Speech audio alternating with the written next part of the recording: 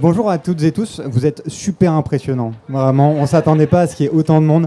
Moi, j'ai fait beaucoup d'interventions sur la prison, parfois dans des salles où il y a 3 personnes. C'est un sujet qui fait peur, c'est un sujet qui n'intéresse pas beaucoup. Donc le fait qu'il y ait beaucoup de monde aujourd'hui, on s'en réjouit vraiment. Et c'est hyper important d'être au courant de ce qui se passe derrière ces murs. Donc vraiment, merci d'être là. Et merci au SM et au SAF de nous accueillir. Et effectivement, moi, j'ai commencé à m'intéresser à ce sujet il y a 10 ans. Quand on m'a proposé un peu par hasard d'animer des stages de TIG, du travail d'intérêt général. Donc le TIG, c'est une peine alternative à la prison. On va en reparler un peu plus tard à la fin de la masterclass. Et en fait, moi je me suis rendu compte, mon premier réflexe quand on m'a proposé de faire ça, c'est que j'ai eu super peur. Je me suis rendu compte que j'avais plein de préjugés et d'idées reçues sur les personnes condamnées. Moi je pensais que j'allais être face à des gens dangereux, face à des méchants, pour reprendre le vocabulaire manichéen et simpliste d'un certain Gérald. Vraiment, moi, ce qui m'a transformé en animant cette tiges, c'est de me rendre compte que les gens qui étaient condamnés, les personnes condamnées, elles ne correspondaient pas du tout aux idées que je pouvais me faire d'elles. Et à force d'écouter leur histoire, qui était toujours un peu les mêmes, il y a un peu un schéma qui est toujours identique. Aujourd'hui, j'interviens aussi en prison d'ailleurs, à Fleury-Mérogis et à Villepinte. Je me suis rendu compte qu'il pouvait y avoir un certain nombre de dysfonctionnements structurels dans le fonctionnement de notre justice. Et c'est vraiment à partir des témoignages et des histoires des personnes condamnées que j'ai eu envie de m'y intéresser. Et de fil en aiguille, j'ai écrit ce livre où je raconte leur histoire. Un petit essai aussi qui s'intitule « La justice est-elle la même pour tous ?» où j'ai essayé de m'intéresser à tous les espaces où les inégalités devant la justice pouvaient s'exprimer. Donc dans le rapport à la police, dans les tribunaux, en prison évidemment, mais dans les différents milieux sociaux aussi. Enfin, de m'intéresser à tous les déterminismes sociaux qui font que on n'a pas tous les mêmes chances de se retrouver en prison un jour en fait.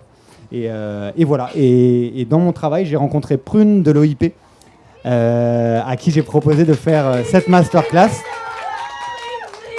Mais Prune, elle ne pouvait pas être avec nous aujourd'hui. Oriane va vous expliquer tout de suite pourquoi. Et on est super content d'avoir Jean-Claude à nos côtés du coup. Et oui, effectivement, du coup, donc cette masterclass, ils l'ont animée à 2 avec Prune Missoff, qui est l'ex-responsable plaidoyer de l'Observatoire international des prisons, section française, dont tu es le directeur. Voilà. Donc elle est actuellement au port de Tunis, parce qu'elle est embarquée, elle fait partie des 12 Français, voilà, qui ont embarqué sur la flottille. Voilà. Donc pour dénoncer la complicité criminelle des États qui ne bougent absolument pas le petit doigt pour empêcher ce génocide. Et je tenais du coup à en profiter pour avoir une pensée pour le peuple palestinien, particulièrement pour les Gazaouis qui vivent dans une prison à ciel ouvert. Et en plus d'avoir tout perdu, ils sont retranchés à plus de 2 millions dans environ 40 km². Pour vous donner une idée, 40 km², c'est plus petit que Lyon. Et en termes de densité, c'est 2 fois plus important que Paris. Et du coup, ça en fait l'endroit du monde le plus densément peuplé actuellement. Donc, c'est des conditions de vie qui sont absolument horribles. Voilà. Maintenant qu'on a dit ça, on va commencer cette table ronde. Et du coup, Jean-Claude, si tu veux peut-être dire un mot sur l'OIP. Oui, alors évidemment, comme Basile et Oriane, très impressionnés et ravis que vous soyez très nombreux, donc merci d'être là. Avec une pensée évidemment soutenante, solidaire, OIPienne à Prune, qui est encore très près de nous, même si elle est à Tunis. Donc je suis effectivement directeur de l'Observatoire international des prisons, section française, qui est une association qui, depuis bientôt 30 ans, poursuit 2 objectifs principaux qui sont étroitement liés. Contribuer au respect des droits fondamentaux et de la dignité des personnes détenues, dans un contexte actuel où les atteintes aux droits sont massives en détention, on va y revenir, et contribuer à promouvoir un moindre recours à l'emprisonnement, là aussi dans un contexte actuel politico-médiatique, de surenchère répressive et sécuritaire continue, où la place de la prison reste encore, et de plus en plus, la sanction considérée comme devant être la sanction suprême, l'alpha et l'oméga de la sanction pénale. Et pour essayer de poursuivre ces 2 objectifs, de respect des droits fondamentaux des personnes détenues et de moins d'emprisonnement, on mène un certain nombre d'actions à l'OIP, du type accompagnement à l'accès aux droits des personnes détenues, du type élaboration d'un certain nombre d'enquêtes et d'articles pour essayer de dénoncer publiquement et d'exprimer publiquement ce qui se passe dans les prisons sur des sujets divers, du type l'accès aux soins, du type les violences pénitentiaires, d'agents pénitentiaires sur personnes détenues, du type la situation des mineurs incarcérés par exemple, pour ne citer que les dernières enquêtes sur lesquelles on est en train de travailler. On essaie de mener une action de plaidoyer également pour infléchir les politiques publiques autant qu'on peut, des actions contentieuses, donc en justice contre l'État pour faire en sorte que l'État respecte les droits des personnes détenues et la dignité des personnes détenues. Et puis enfin, des actions aussi de sensibilisation de l'opinion publique, de la société civile, pour essayer de lutter contre les idées reçues et contre les manipulations que cette société civile subit dans le cadre du débat public.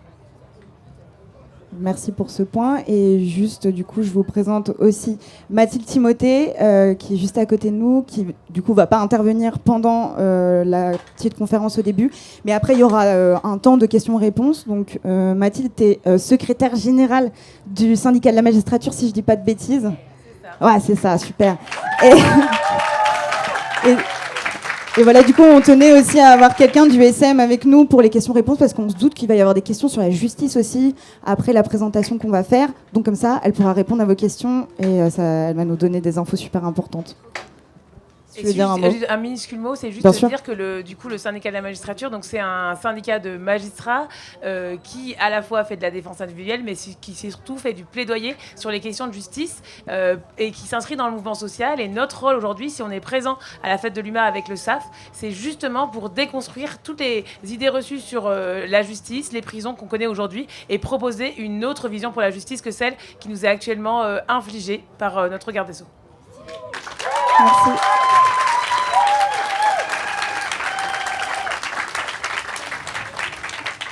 Et du coup, on va commencer. Donc là, j'ai envie donc je me tourne vers toi, Jean-Claude.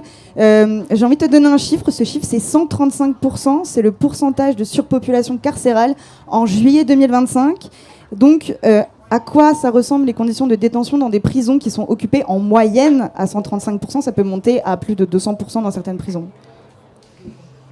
Donc, désolé, le propos va être assez grave, mais la situation le justifie. Peut-être avant d'en venir à la question de surpopulation en tant que telle que tu évoques, juste rappeler l'état des conditions matérielles de détention dans les établissements pénitentiaires aujourd'hui. Une grande part des établissements pénitentiaires sont des établissements qui sont délabrés, vétustes, insalubres et parfois qui sont infestés par des nuisibles. On a, nous, des exemples réguliers de témoignages, comme par exemple une personne qui a contracté une maladie qu'on contracte en général, qui est transmise par l'urine de rat. Dans des établissements pénitentiaires, on a des personnes qui, avec du papier toilette, la nuit, se bouchent le nez et les oreilles par crainte que des cafards pénètrent dans ces orifices. Dans d'autres établissements, l'hiver, on a des personnes détenues qui, dans les cellules, doivent gérer 13 ou 14 degrés maximum de température, au point où elles vont laisser allumer des plaques de cuisson pour espérer un petit peu de chaud dans la nuit. L'été, température caniculaire dans des cellules qui deviennent des étuves, avec parfois, ça monte jusqu'à 50 degrés. Donc on est sur des conditions matérielles de détention qui sont indignes et qui sont le lot d'une majorité des plus de 84 000 personnes détenues dans les prisons françaises aujourd'hui. Alors effectivement, à ce problème-là de conditions matérielles s'ajoute le problème de la surpopulation qui vient de plus aggraver et dégrader les conditions matérielles de détention. Tu évoquais le chiffre de 135%.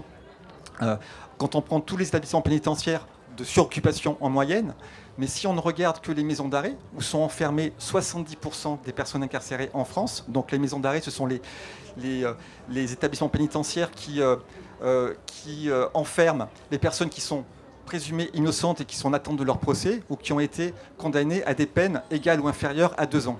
Donc 70% des personnes incarcérées sont dans ces maisons d'arrêt. Là, le taux de suroccupation, il est à 65% en moyenne. Avec des pics, comme tu le disais, dans des établissements qui montent jusqu'à 200, 230, 250%. Est-ce que tu peux nous... Alors, ça ressemble 320... à quoi, du coup, une cellule avec 200% d'occupation? Juste peut-être dire avant à quoi ça ressemble, juste dire que ce n'est pas un élément nouveau là, de ce mois de juillet, du mois d'août, du mois de septembre. Il y a 3 ans, 2 ans, 1 an, l'OIP, avec d'autres acteurs, était déjà dans une dénonciation d'une situation dramatique et d'une surpopulation dramatique. Comment le nommer aujourd'hui, 3 ans après? très très dramatique, cataclysmique, effroyable. Je vous laisse trouver le mot qui vous paraît le plus fort. Malheureusement, plus on monte en charge pour trouver un mot qui essaye de qualifier ce qui se passe, moins ça a d'incidence sur l'évolution des politiques publiques et du ministère de la Justice pour prendre en compte cet état de réalité. On est donc sur une surpopulation aujourd'hui qui est en soi, qui est devenue une maltraitance, mais qui ne stoppe en rien la machine à incarcérer. Alors, à quoi ça ressemble ? Dans les maisons d'arrêt, on est sur des cellules de 9 mètres carrés où sont entassées des personnes à 2, à 3, voire à 4, alors qu'elles sont censées, ces cellules, ne recevoir qu'une personne. Et dans les cas les plus extrêmes, mais très, très régulièrement, jusqu'à 22h, 23h sur 24. Et dans ces cellules-là, on a actuellement 5500 personnes détenues qui dorment à même le sol sur un matelas. La surpopulation, par l'embolie qu'elle provoque de l'ensemble des compartiments de la vie carcérale, elle crée ou elle va aggraver l'ensemble des droits les plus élémentaires auxquels sont censés avoir droit justement les personnes détenues, à savoir le droit à l'intimité. Dans des cellules telles que je les présente là, c'est un droit à l'intimité qui explose. Le droit à la sécurité, quand vous êtes dans une promiscuité avec 3-4 personnes dans une seule cellule, 22h sur 24, ça crée de la tension, ça crée des violences sur soi-même, automutilation, ça crée des violences entre personnes détenues, ça crée des violences entre personnes détenues et sur agents pénitentiaires, ça crée des violences des agents pénitentiaires sur personnes détenues, parce qu'il y en a aussi beaucoup dans ce sens-là. C'est un droit à l'accès aux soins et à la santé qui est entravé, c'est un droit au maintien en relation familiale qui ne fonctionne pas toujours, c'est un droit au travail qui n'existe pas, c'est un droit à l'accès à des activités socio-culturelles ou sportives qui est très limité et très aléatoire compte tenu de cette surpopulation et des capacités de pouvoir proposer ce type d'activité à un nombre qui a doublé de personnes détenues. Donc et pour ne citer que les principaux droits élémentaires, fondamentaux, qui tous sont constitutifs finalement du droit à la dignité des personnes détenues. Donc on est vraiment sur une situation cataclysmique, effroyable, mais qui est connue depuis longtemps, puisque la France a été condamnée déjà par la Cour européenne de droits de l'homme à plusieurs reprises, et la première fois en 2020.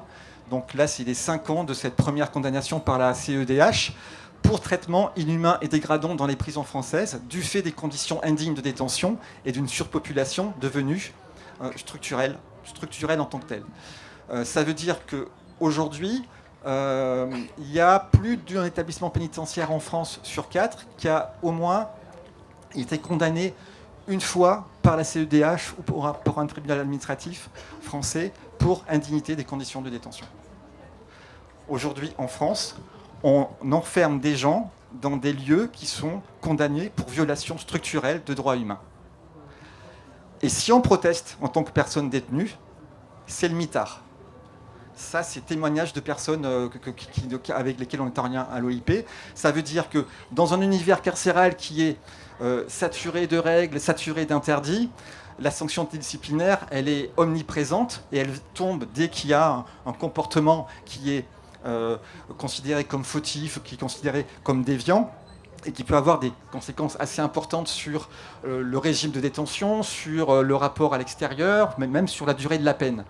Et dans certaines situations, pour rester sur ces effets de la surpopulation, on va avoir des personnes détenues qui, à un moment donné, vont craquer parce qu'elles ne supportent plus les conditions indignes de détention auxquelles elles sont soumises et la surpopulation.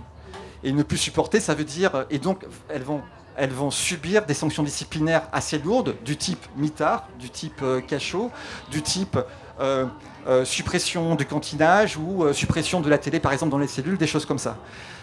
Ne plus supporter, ça ne veut pas dire forcément exercer une violence physique. Ça veut dire, par exemple, à un moment, insulter un agent ou avoir un mot de trop parce qu'on n'en peut plus.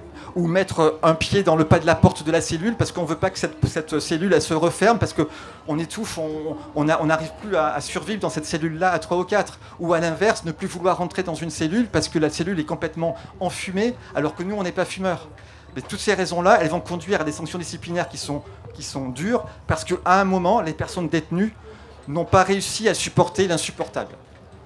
Autrement dit, ça veut dire que les prisons françaises aujourd'hui, dans beaucoup notamment de ces maisons d'arrêt, elles broient des hommes, des femmes, des mineurs, du fait des conditions indignes de détention, du fait des atteintes aux droits fondamentaux de ces personnes, et aussi du fait des sanctions disciplinaires que ces personnes peuvent subir si elles osent protester contre l'indignité de leurs conditions ou contre leur atteinte aux droits. Et pourtant, il est souvent véhiculé dans les médias l'idée qu'il fait bon vivre en prison. Pour vous donner un exemple, en février dernier, il y a eu une polémique qui est venue alimenter ce fantasme autour d'une activité de soins à la prison de Toulouse-Seyss. Et ça a fait beaucoup réagir, notamment Gérald Darmanin. On va beaucoup parler de lui. Hein. Voilà, exactement, merci. Qui a donc immédiatement... Peut-être il faut juste tourner un tout petit peu l'enceinte. Bah ouais, bon, je me recule un peu. Non, c'est les deux micros, je pense. Et donc, j'en étais où ? Ah oui, donc il a fait interdire les activités ludiques ou provocantes en prison. Mais donc, qu'est-ce que ça indique sur la vision qu'on a sur l'objectif de la prison, Jean-Claude ? Alors effectivement, il y a un certain nombre de médias et de politiques qui essayent de faire croire que la prison c'est le Club Med, qui essayent de faire croire qu'il fait bon vivre en prison, à commencer par l'actuel. Alors, le démissionnaire, l'actuel et probablement le futur ministre de la Justice, jusqu'à vouloir supprimer des activités dites ludiques ou provocantes en détention. Pour refaire un peu l'histoire, c'était donc en février, un espèce de coup de sang de Gérald Darmanin, qui, après avoir entendu parler à la prison de Toulouse-Seyss, comme tu dis, d'expérience de massage du visage pour certaines personnes détenues, quelques personnes, a pondu une instruction qu'il a envoyée à tous les établissements pénitentiaires pour que soient annulées les activités dites ludiques ou provocantes. Nous, on a un peu ensuite documenté tout ça dans les semaines et mois suivants, et à minima, il y a eu 158 activités qui ont été annulées ou supprimées dans 74 établissements pénitentiaires, des activités sportives du type yoga, du type danse, sport de combat, des activités éducatives du type jeux de société ou conférences, ou encore des activités socioculturelles comme liées à la musique et au théâtre. Heureusement, on s'est un peu mobilisé à l'OIP avec des partenaires comme le syndicat de magistrature notamment pour porter un contentieux devant le Conseil d'État. Et le Conseil d'État nous a donné en partie raison puisque le Conseil d'État a interdit, a considéré que l'interdiction des activités ludiques était illégale et donc a remis un peu dans ses buts Gérald Darmanin en lui disant que le droit pénitentiaire permettait et autorisait des activités de type ludique parce qu'elles contribuaient à la réinsertion des personnes, à la socialisation des personnes, à la construction d'une estime de soi quand on est dans ces conditions de détention extrêmes. Et sur les activités provocantes, là, il a un petit peu restreint aussi la possibilité d'interdiction en considérant qu'il fallait quand même faire attention au respect des victimes dans certaines situations.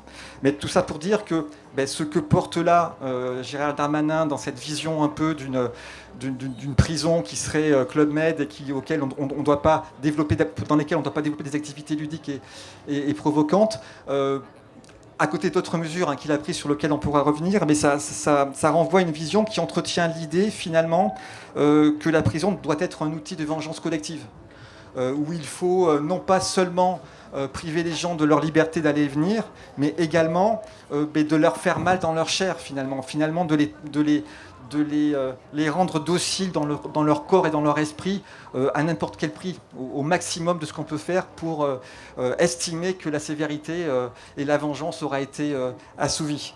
C'est une vision qui piétine toute idée du sens de la peine, au sens noble du terme, et elle consacre le temps carcéral comme finalement un temps mort, puisque pour le coup là on fait fi des enjeux de réinsertion et on fait fi des enjeux de préparer cette réinsertion et la sortie normalement dès l'entrée des personnes entre ces murs. Vous aurez compris, la réalité elle est tout autre. Vous aurez compris, pardon, la réalité, elle est tout autre en détention par rapport à ce qui a été évoqué précédemment. Juste sur le sens de la peine, je voudrais évoquer 2 exemples de témoignages que je vais vous lire. Le premier, c'est une personne détenue femme qui nous dit « J'avais un CDI et une famille stable. Je n'ai plus rien, plus de travail. Ma famille me tourne le dos. Je suis sortie après 4 mois de détention. Pas d'accompagnement, pas de sécu, pas de sous. Je suis de retour dans ma région, sans rien, à part l'obligation de signer 2 fois par semaine au commissariat. Je suis effacé et j'ai juste envie de mourir. » De quel sens de la peine on parle quand 4 mois de prison suffisent à faire tout perdre à une personne détenue. Le prix payé est monstrueux. Et le cas de cette personne qui a subi une courte peine avec toutes ses conséquences, c'est le cas de beaucoup de personnes qui sont condamnées à des courtes peines, parce que quelques semaines et quelques mois en prison peuvent suffire pour créer ou pour accentuer de multiples ruptures émotionnelles, affectives, sociales et professionnelles. Et pour les plus longues peines, pour les personnes qui sont enfermées sur de plus longues peines, le sens de la peine, il est aussi pas si simple que ça, parce que c'est difficile de se projeter dans l'avenir quand on n'a pas de lisibilité sur le moment où on va sortir, et donc ça peut rendre plus difficile aussi les modalités d'accompagnement. Je vous cite un exemple, un témoignage d'une autre personne, et j'en finis là pour répondre à la question. Cela fait bientôt 9 ans que je suis incarcéré pour des faits pour lesquels j'ai été jugé. Je paye ma dette à la société, pas de problème avec ça, mais le sens de ma peine, je ne le comprends pas. En 9 ans, aucun établissement pénitentiaire n'a réellement voulu m'accorder une deuxième chance, le droit à la réinsertion sociale. En 9 ans, j'ai tout perdu. Famille, projet, espoir, sourire. Seule la haine laisse place à l'avenir. Leur répression, la privation de mes droits, leur mépris face à mes douleurs et à ma détresse ne font qu'accroître mon mal-être qui se transforme en dangerosité. Et du coup, quand on parle de la volonté de faire mal, justement, on pense encore à Gérald Darmanin, qui a réintroduit les prisons haute sécurité dans le cadre de la lutte contre le narcotrafic. Et il y en a d'ailleurs une qui a ouverte très récemment, au mois d'août, dans le Pas-de-Calais. Est-ce que tu peux nous expliquer... Ouais, je pense qu'il faut la tourner dans l'autre sens. Ouais, voilà. Vous allez rien entendre, mais du coup, ça fera pas d'écho.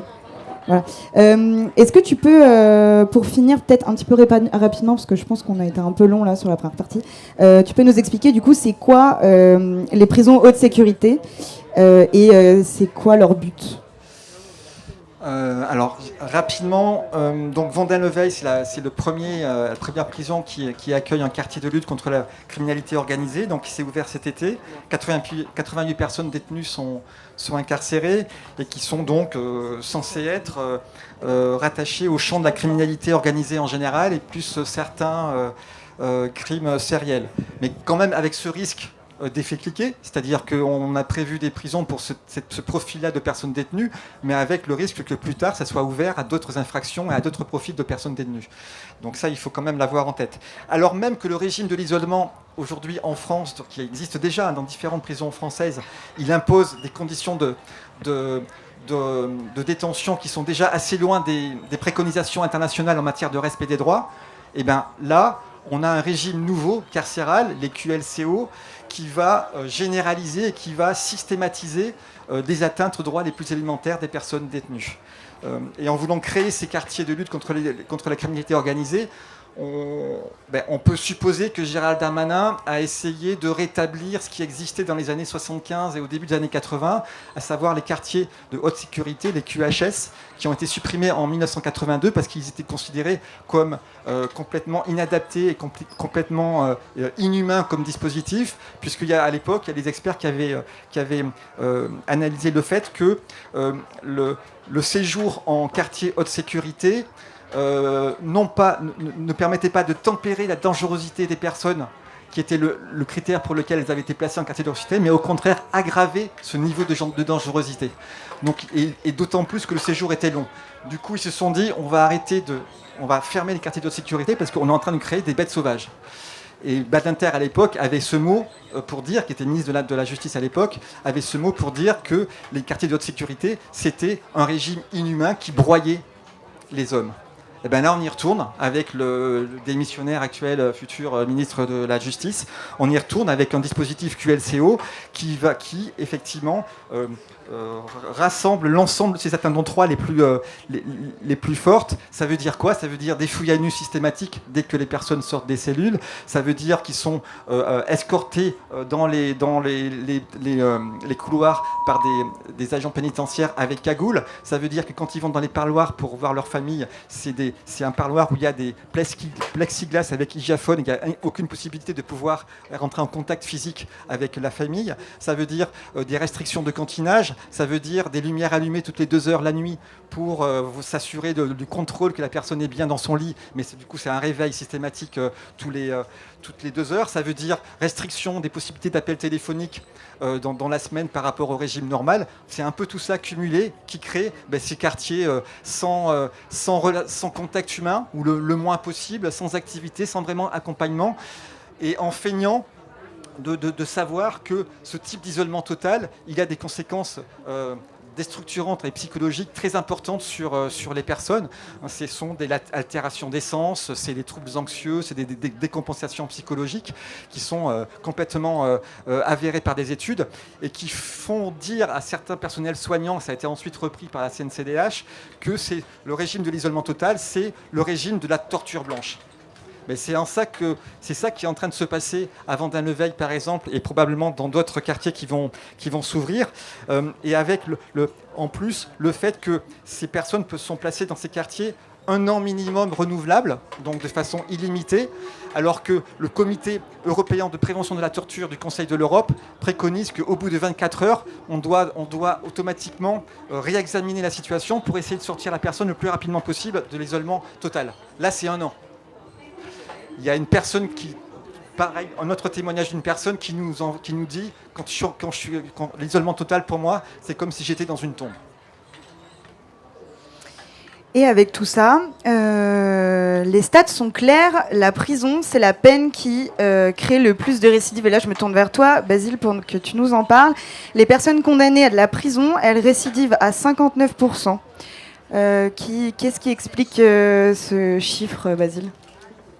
Il faut savoir, je pense, c'est que quand on décrit les conditions d'incarcération, il y a beaucoup de gens qui nous disent « bien fait pour eux ». Beaucoup de gens qui pensent que c'est normal que la prison fasse souffrir et qui ne sont pas du tout choqués par le caractère inhumain et qui ne sont pas du tout choqués par le fait que la France soit condamnée et qu'on enfreigne la loi, en fait, tout simplement.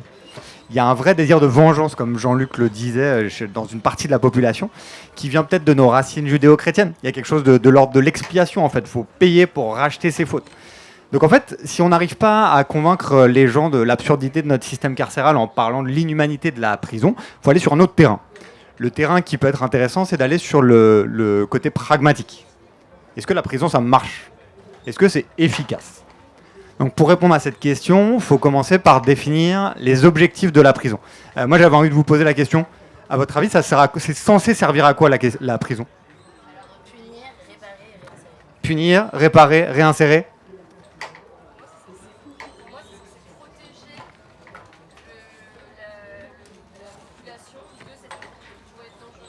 Protéger, ouais, bien sûr. Complètement. On a dit les notions importantes, hein.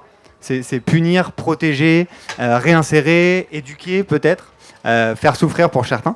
J'avais envie de vous lire ce que dit la loi.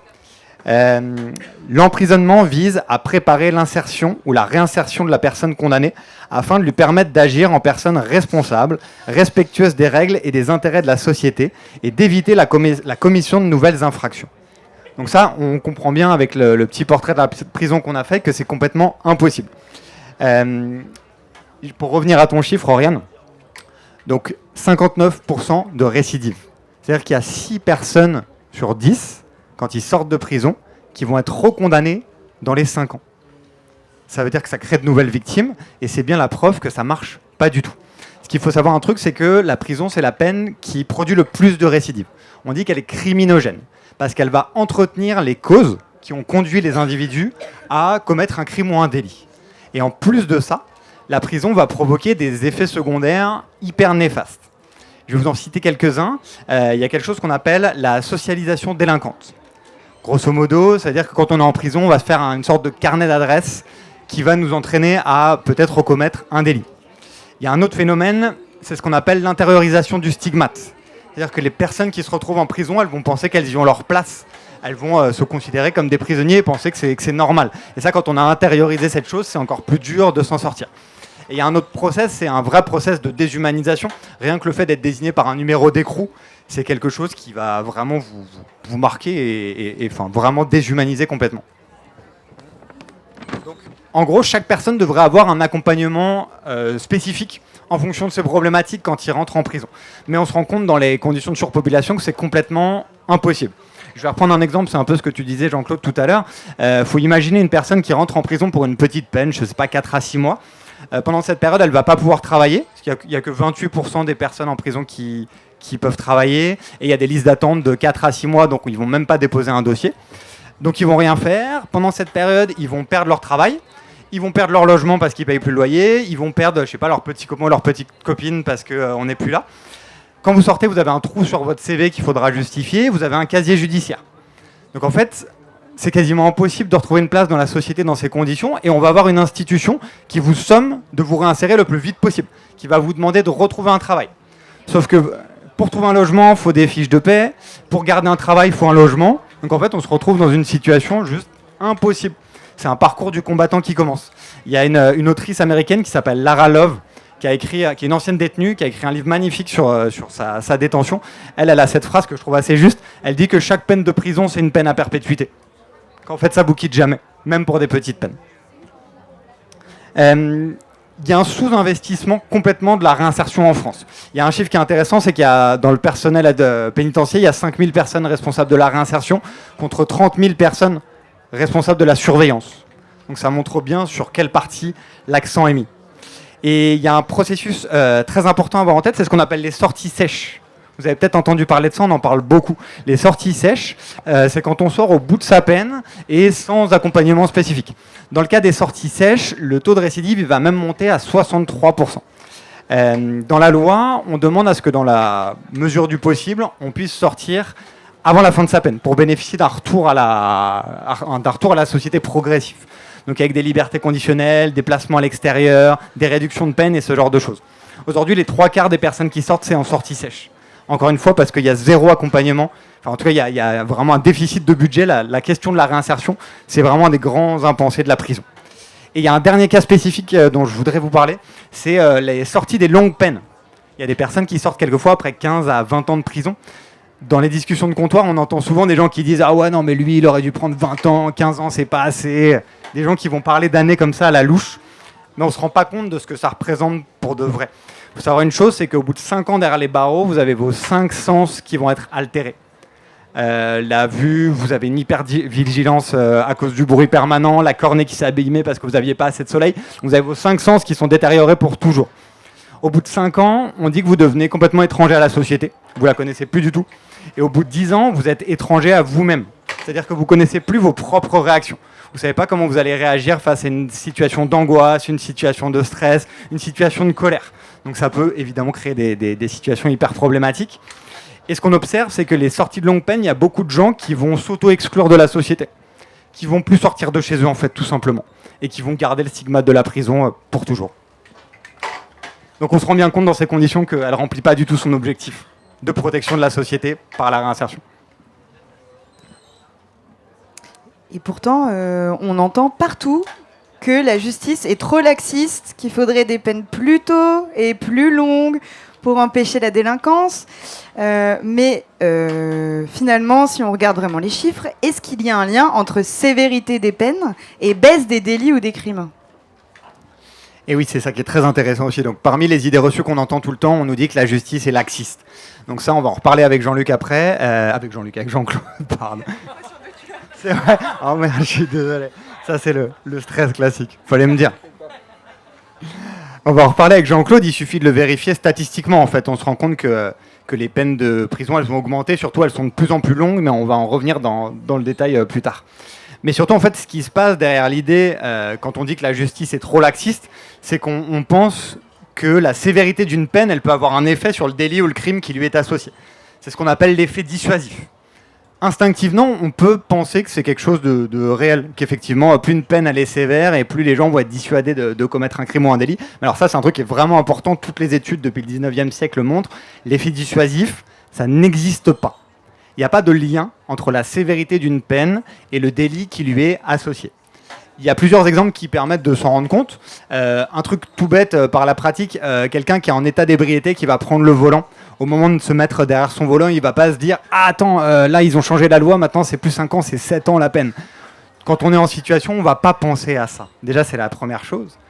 Et après, on peut aussi observer, il y a des exemples intéressants dans l'histoire. Par exemple, quand on a aboli la peine de mort en France, 1981, Robert Badinter, tous les détracteurs de l'abolition de la peine de mort, ils disaient mais la criminalité va exploser. Comme les criminels auront plus peur de la guillotine, eh ben, on va avoir une criminalité qui explose. Et si on observe les statistiques depuis 81, on se rend compte qu'en France, la criminalité n'a fait que baisser. Et on peut observer dans les pays où il y a encore la peine de mort, aux États-Unis, c'est un taux de criminalité un des plus élevés dans le monde. Ce qui est intéressant aussi sur la question spécifique de la peine de mort, c'est qu'on se rend compte qu'en fait, l'État, il montre l'exemple. En tuant, en fait, il légitime le fait de tuer. C'est comme si vous élevez vos enfants, que vous leur dites « tiens-toi bien à table » mais que vous vous tenez mal à table, l'enfant va plutôt avoir tendance à vous copier qu'à vous écouter. Quand le fait d'avoir la peine de mort, ça légitime l'acte de tuer. Donc en fait, les pays où il y a la peine de mort, le taux de criminalité est plus haut. Et donc voilà, donc vraiment avoir en tête que l'effet dissuasif, il n'existe pas du tout. Et oui, et je voulais juste faire un focus spécifique aussi sur la justice des mineurs. Il y a une loi qui a été proposée récemment par Gabriel Attal qui est absolument terrible, qui est un retour au 19e siècle en termes de droits des mineurs, où il explique qu'il faudrait prononcer des peines de prison même pour les mineurs de plus en plus tôt. Et ça, je voudrais vraiment insister sur l'aberration de cette mesure. Il y a quelque chose qui est très intéressant dans les trajectoires délinquantes de mineurs, c'est leur capacité à changer. Vous pouvez avoir des mineurs qui, en quelques mois, vont complètement changer de parcours, qui ont l'air complètement perdus, qui ont accumulé les condamnations, et en quelques mois, il y a un déclic, et tout d'un coup, ils retrouvent des études qui leur plaisent, et ils sortent complètement de la délinquance. C'est un peu moins vrai quand on suit quelqu'un qui a 40 ans, qui a déjà un casier très long, qui a des problématiques d'addiction et tout ça. Les mineurs, ils ont une capacité à changer, à évoluer, qui est vraiment incroyable. Si on les met en prison, c'est terminé. C'est terminé. Quelqu'un qui se retrouve en prison, même pour quelques jours, même pour une petite peine, vous allez tellement le fracasser qu'en fait, il n'y aura plus cette capacité à changer. Et pour avoir aussi se rendre compte, pour un mineur, le traumatisme qui est lié à une peine de prison, même quelques jours, il y a des psychologues qui ont étudié ça, c'est similaire au trauma de gens qui reviennent de zones de guerre, en fait. Donc le traumatisme de la prison, il est absolument terrible. Donc il faut l'éviter à tout prix.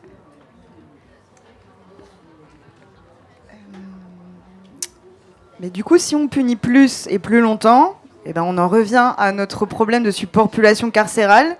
On va les mettre où, en fait, ces gens, Jean-Claude ? Nous, on a des idées, les uns les autres, sur le fait que c'est peut-être pas en prison qu'il faudrait les mettre. Malheureusement, le constat, c'est que la succession des politiques et des majorités vont vers des solutions qui sont une fuite en avant, qui sont non seulement un gaspillage de l'argent public, mais fuite en avant, puisque ce qui est préconisé en principal, c'est au-delà de l'ultra-sécurisation des prisons, c'est la construction de nouvelles places de prison. Or, les plans de construction de nouvelles places de prison depuis ces 30 dernières années, elles n'ont absolument pas résolu la problématique des conditions indignes de détention et de la surpopulation carcérale. Pourquoi ? Parce que le constat, il est simple. Plus on construit de places de prison, plus on enferme. Entre 1990 et 2025, il y a eu 25 000 places de prison créées en plus. Dans la même période, 90-2025, 35 000 personnes supplémentaires ont été enfermées. Plus on construit, plus on enferme, parce qu'on participe de renforcement d'une culture de la sanction pénale qui doit passer par la case prison. Les prisons qui se construisent aujourd'hui, elles ne remplacent pas pour la plupart des prisons vétustes dont je parlais tout à l'heure et insalubres. Elles se surajoutent à ces prisons vétustes et insalubres. Et quand elles sont dans le cas où elles remplacent, on se rend compte qu'assez vite, au bout d'un an, c'est le cas par exemple à Mulhouse-Lutterbach, ces soi-disant prisons nouvelles, elles sont déjà suroccupées à plus de 165%. Elles sont déjà dans des situations extrêmes de maltraitance, alors même qu'elles sont censées être des prisons qui sont récemment construites. Du point de vue financier, donc contre-productif, des politiques qui sont inefficaces, et qui sont coûteuses, puisque l'investissement dans des nouvelles prisons, c'est autour de 5 milliards d'euros. La construction des 15 000 places qui sont soi-disant attendues pour 2027, ils n'y arriveront pas. C'est pareil, 4 à 5 milliards d'euros. Ça coûte 300 000 euros une place de prison. Donc on est vraiment sur des chiffres qui sont exorbitants et qui sont placés là, au lieu de les utiliser, ces montants-là, pour développer des peines alternatives à l'incarcération, à minima, juste un ordre de grandeur. En 2024, le budget consacré à la construction de nouvelles places de prison, c'était autour de 680 millions d'euros.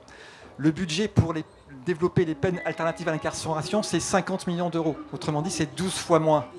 Donc là, clairement, par le budget, on fait des choix politiques qui sont orientés, qui sont ciblés et qui visent à une surincarcération et à une pénalisation et à une surenchère répressive qui est évidente. Oui, d'ailleurs, je rajoute juste un chiffre pour aller un petit peu plus vite, pour qu'on arrive un peu plus vite à la conclusion, parce qu'on est un petit peu long. Sur 40 ans, le nombre de personnes détenues pour 100 000 habitants, il a été multiplié par 2. Voilà. Et donc, effectivement, on a une politique publique de plus en plus répressive, alors même que, dans les ministères, on le sait que ça ne marche pas. Du coup, est-ce que peut-être vous voulez tous les deux me dire un mot sur... En fait, en vrai, moi, c'est la question que je me pose, c'est pourquoi on continue à faire ça alors que tout le monde est au courant que ça ne marche pas ? Oui, c'est clair, parce que là, si on fait un petit bilan, effectivement, à ce stade, donc la prison, elle est inhumaine, elle est inefficace et elle coûte super cher. Donc quand on fait juste cette analyse, on se dit mais c'est pas possible. Moi, quand j'étais journaliste et que j'ai découvert ça, j'ai eu une réaction un peu naïve au début. Je me suis dit mais ça se trouve ils sont pas au courant, il faut absolument prévenir les politiques. Et je me disais faut leur parler et tout. C'est ça. Gérald, c'est un garçon fougueux, peut-être qu'il croit vraiment que ça marche. Et puis en discutant avec des députés, avec des directeurs de prison, je me suis rendu compte qu'effectivement tout le monde était au courant. Et je suis tombé sur une phrase de Michel Foucault, petit big up à Michel qui est un peu le boss du game, qui a écrit « L'échec de la prison, c'est en réalité un succès politique ». Je suis tombé juste sur cette phrase et je me suis dit « Mais de quel succès il parle en fait ? C'est quoi cette histoire de succès politique ?» Pour répondre à cette question, on peut commencer par s'intéresser à qui on met en prison. C'est quoi le profil des personnes qui sont incarcérées ? Et je vais juste vous faire un petit point, alors très rapidement, mais pour poser un cadre. Durkheim, au 19e siècle, il expliquait déjà qu'une société sans crime et sans délit, c'est impossible.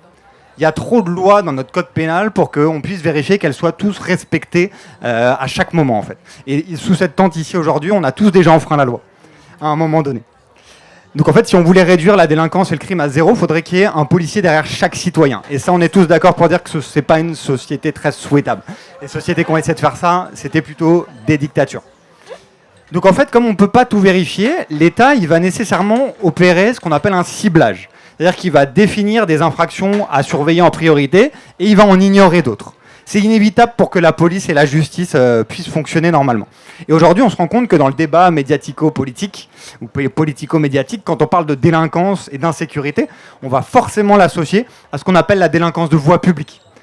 Les vols, les trafics de stupes, les violences. Sous Sarko, on a pénalisé le racolage passif, la mendicité agressive, le squat des halls. En fait, tous ces types de délinquance, c'est la délinquance des plus précaires, des plus pauvres, des gens qui sont dans la rue. Donc ça va être les hommes racisés, précaires, les étrangers, les jeunes. Et en fait, la délinquance en col blanc, on l'a complètement ignorée pendant des années. Et donc, ce processus de ciblage, il va passer essentiellement par l'activité de la police. Qui la police va venir contrôler, qui la police, on peut le dire sur les dernières années, va venir harceler. Et on a vraiment la question des contrôles aux faciès qui rentrent en jeu. On sait aujourd'hui qu'en France, on a 20 fois plus de chances d'être contrôlé si on est perçu comme noir ou arabe. Et il y a un vrai phénomène de harcèlement policier des plus pauvres aujourd'hui dans notre société. Ensuite, on peut s'intéresser aux différentes procédures qui vont être utilisées dans les tribunaux. Et il y a une procédure emblématique qui s'appelle la comparution immédiate. La comparution immédiate, c'est une procédure accélérée qui permet de juger une personne tout de suite après sa garde à vue quand on a suffisamment d'éléments pour pouvoir passer devant un juge. Et cette procédure, elle est problématique pour plein de raisons. Le SM a beaucoup écrit là-dessus. Je vous conseille d'aller voir leur site pour lire ça. Mais le principal problème des comparutions immédiates, c'est qu'on va être jugé en moyenne en 29 minutes. C'est la moyenne pour une affaire, 29 minutes. Il y a un principe dans la loi, c'est un truc qui s'appelle l'individualisation de la peine. Quand on décide d'une peine, on doit toujours l'adapter au profil de la personne, connaître son parcours, sa situation. En 29 minutes, c'est impossible d'individualiser la peine. Donc ça va être une justice d'abattage, vraiment des peines à la chaîne. Et on sait qu'aujourd'hui, en comparution immédiate, on a 8 fois plus de chances d'être condamné à de la prison ferme que dans une autre procédure. C'est le travail d'une sociologue qui s'appelle Virginie Gautron, qui est absolument passionnante. Et qui on envoie en CI, ça va être systématiquement, encore une fois, les plus précaires. Les gens qui n'ont pas de garantie de représentation. Les plus riches, ils vont toujours échapper à la CI parce qu'ils ont une adresse, parce qu'ils ont un travail, donc on peut les retrouver. Alors que justement, en comparution immédiate, on va retrouver les SDF qui n'ont pas d'adresse, les personnes étrangères, certains qui parlent même pas français, donc qui ne peuvent pas se défendre. Bref, encore une fois, tous les plus précaires qui se retrouvent en comparution immédiate. Et on pourrait aussi parler, pour finir, de la surreprésentation des personnes étrangères en prison.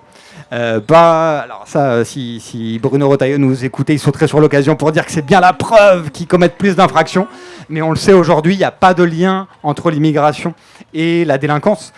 S'ils sont surreprésentés, c'est plutôt justement parce qu'ils sont particulièrement ciblés par la police, qu'il y a certaines lois qui les désignent, eux, directement en tant qu'auteurs d'infractions. Donc voilà, donc en fait, pour conclure sur cette question, on se rend compte qu'en prison, c'est systématiquement les plus précaires et les plus vulnérables qui se retrouvent aujourd'hui.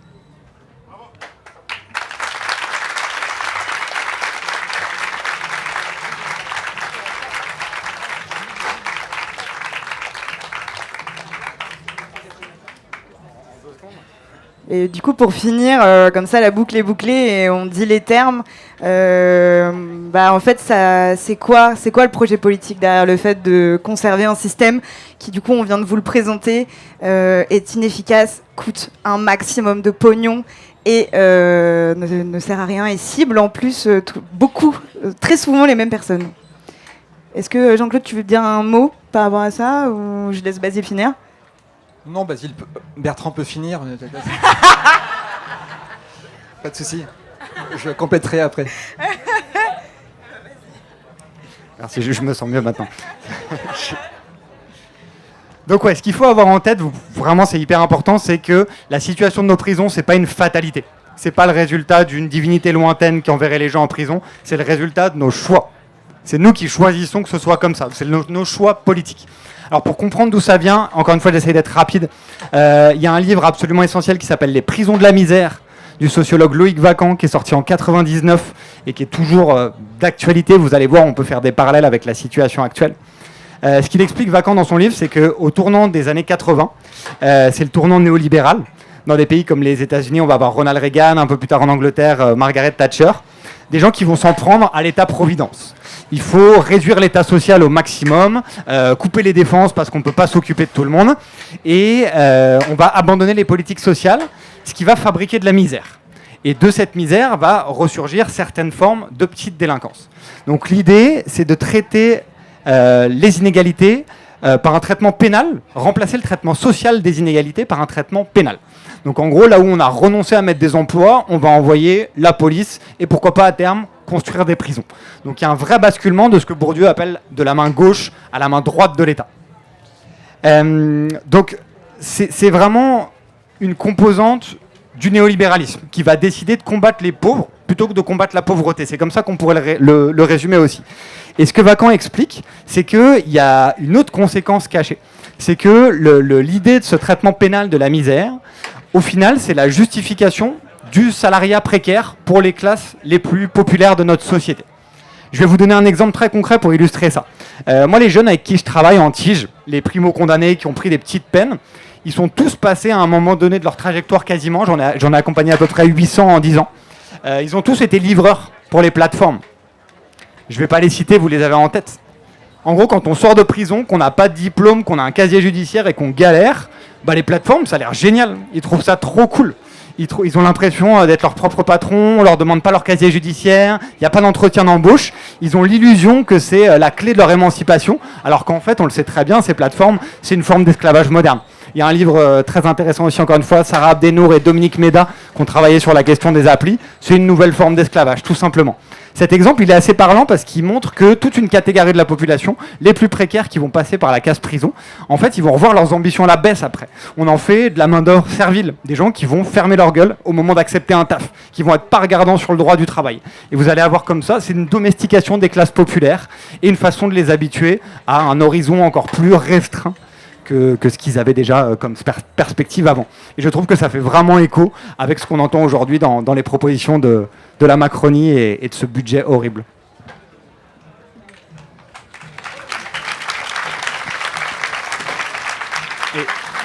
Et pour conclure, en tout cas, bien retenir que la prison, c'est pas un objet en marge dans la société, c'est pas un truc, un espace à part qui fonctionne déconnecté du reste. C'est une composante essentielle du néolibéralisme agressif qu'on est en train de vivre aujourd'hui.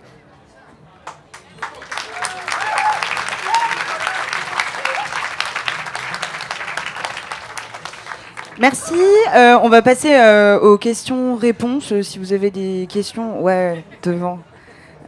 Je vous remercie beaucoup, ça fait trop de bien d'entendre parler de tout ça avec des gens autour de nous.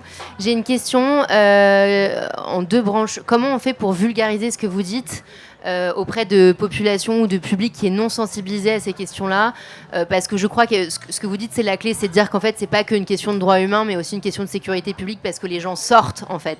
Donc, comment on fait pour vulgariser ça auprès de, la population générale, et deux, peut-être il y en a ici, les magistrats, parce que nous, on plaide très souvent les conditions carcérales, et ils en ont marre de nous entendre dire toujours la même chose. Donc, comment vous faites, vous, pour expliquer ça à des gens qui sont pas d'accord avec nous ?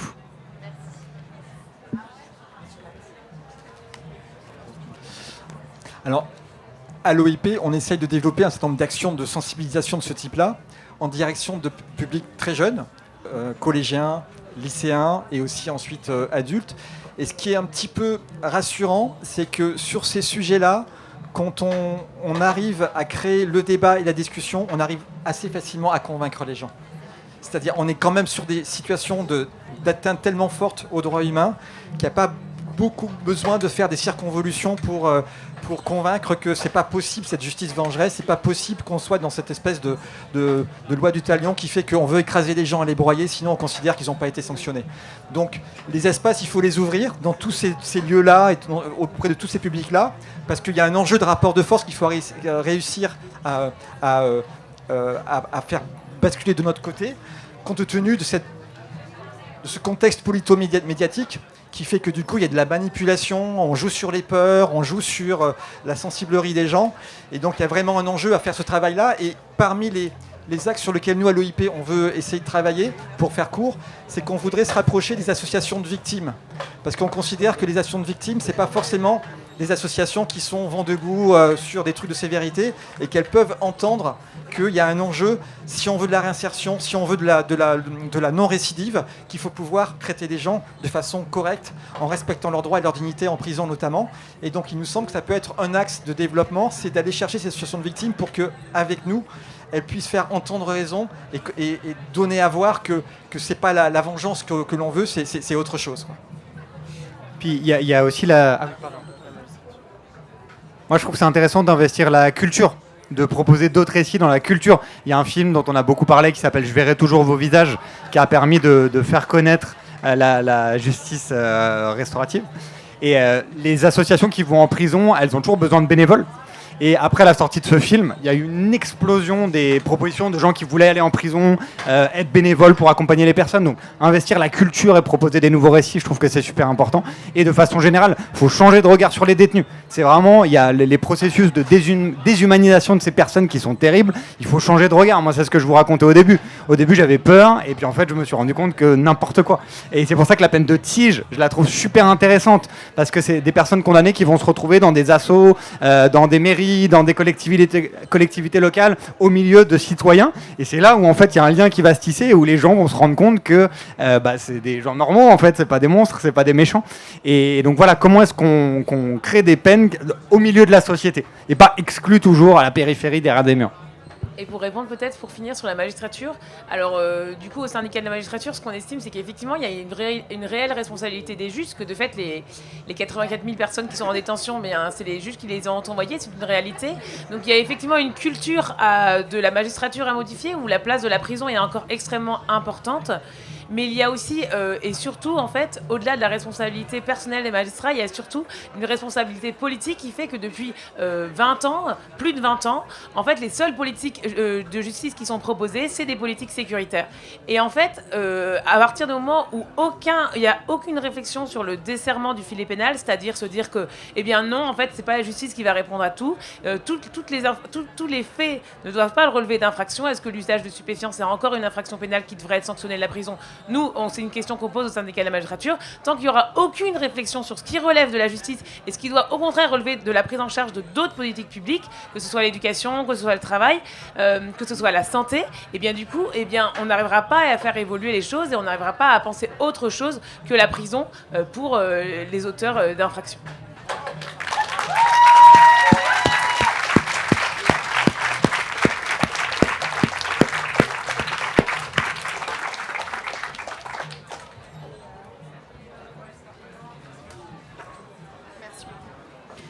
Oui, merci beaucoup pour votre intervention. C'était juste pour savoir si vous pouviez nous dire un mot sur les dernières annonces de Darmanin, pour être sûr qu'on appuie bien sur le fait que c'est un tarbat.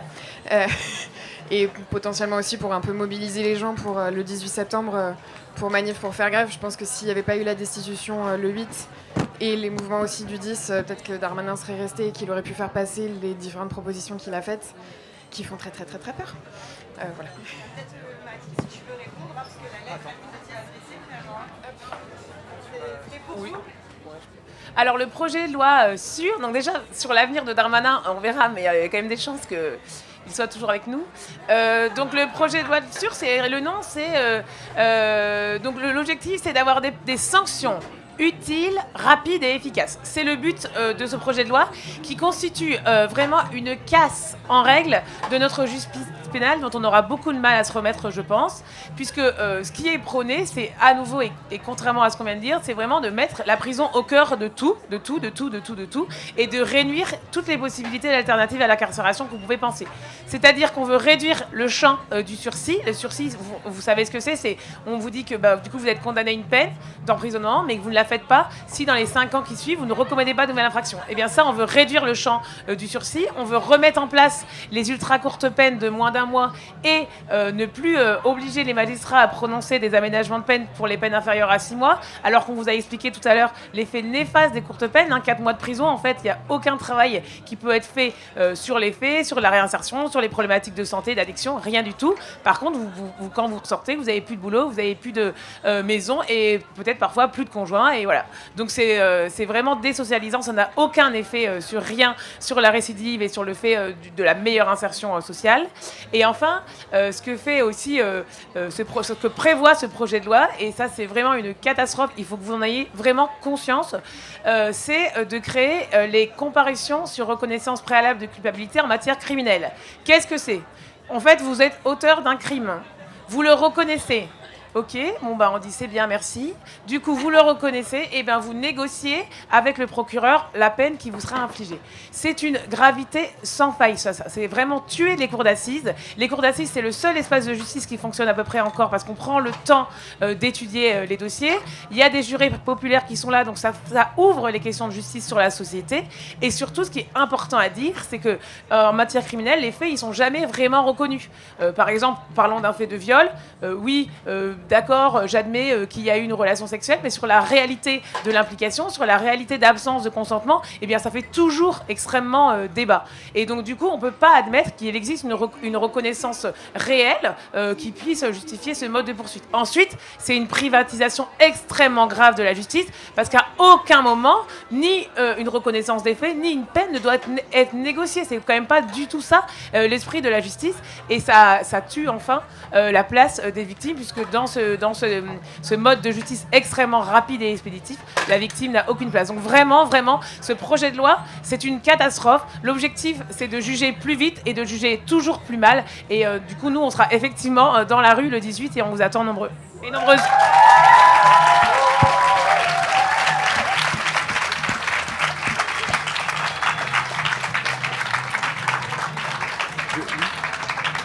Juste, je voulais rajouter un petit mot sur les propositions de Darmanin.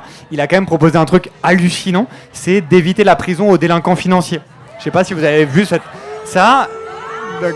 C'est quand même de dire que pour la délinquance en col blanc, c'est juste des amendes et des peines de probation. Donc oui, c'est déjà un peu le cas, mais là, ce que j'allais dire, c'est que c'est une validation institutionnelle de la justice de classe. Ce que ça dit en creux, c'est que la prison, c'est pour les pauvres et les personnes racisées. Vraiment, c'est ça le message en creux de ça. Et je trouvais ça fou qu'on en parle pas plus.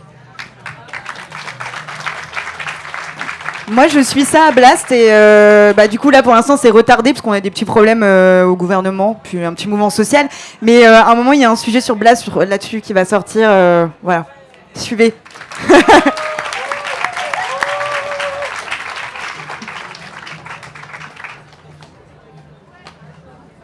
Bonjour, merci beaucoup. Moi, j'avais une question plutôt pour le syndicat de la magistrature, mais pour tout le monde.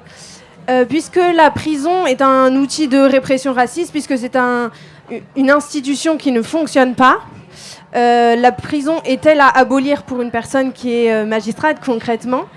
Et voilà, puisque les travailleurs de l'institution de la justice, quelque part aussi, justifient la prison, qu'est-ce que vous répondez au mouvement abolitionniste pénal qui considère que la prison ne peut pas être abolie sans abolir l'institution de la justice aussi?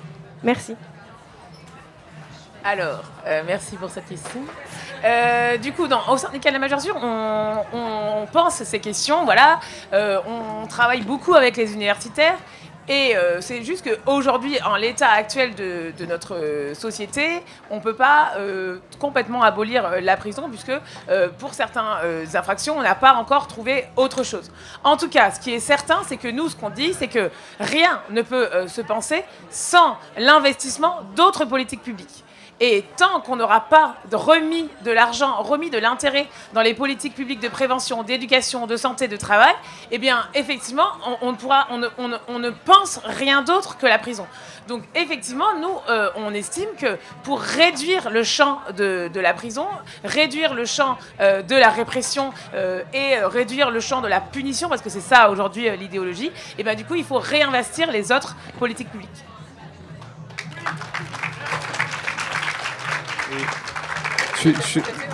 Sur la question de l'abolition, je voulais juste vous citer 2 ouvrages pour aller plus loin. Il y a le dernier livre de Geoffroy de Laganerie qui s'appelle Par-delà le principe de répression, que je vous recommande, et un autre livre de la sociologue Gwenola Ricordo qui s'appelle Brique par brique et mur par mur, si je dis pas de bêtises. Mais c'est de... Ah oui, elle est pas mal celle-là aussi. Mais voilà, deux ouvrages pour aller plus loin sur la question de l'abolition que je trouve super. Juste sur l'abolition de l'OIP, on n'est pas abolitionniste en tant que tel. Par contre, c'est des réflexions qui nous traversent et qui probablement feront évoluer l'OIP à un moment donné ou à un autre. Mais pour les mêmes raisons qu'évoquait Mathilde à côté, c'est-à-dire en absence d'alternative, pour l'instant, nous, on est plutôt sur une limitation au maximum du recours à l'emprisonnement. Mais on est ouvert à toute discussion qui puisse permettre d'aller plus loin dans un contexte général de révolution de société qu'on appelle aussi de nos voeux.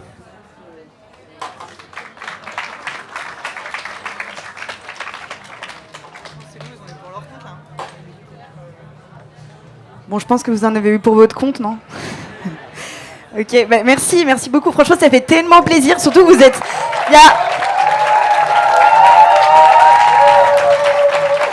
Il y a beaucoup de jeunes et c'est trop bien, enfin vraiment. Et voilà, je pense qu'on est vraiment dans un moment politique où c'est hyper dur et quasiment inaudible de poser ce genre de questions. Donc on est trop content de pouvoir porter ça. Profitez bien de la fête.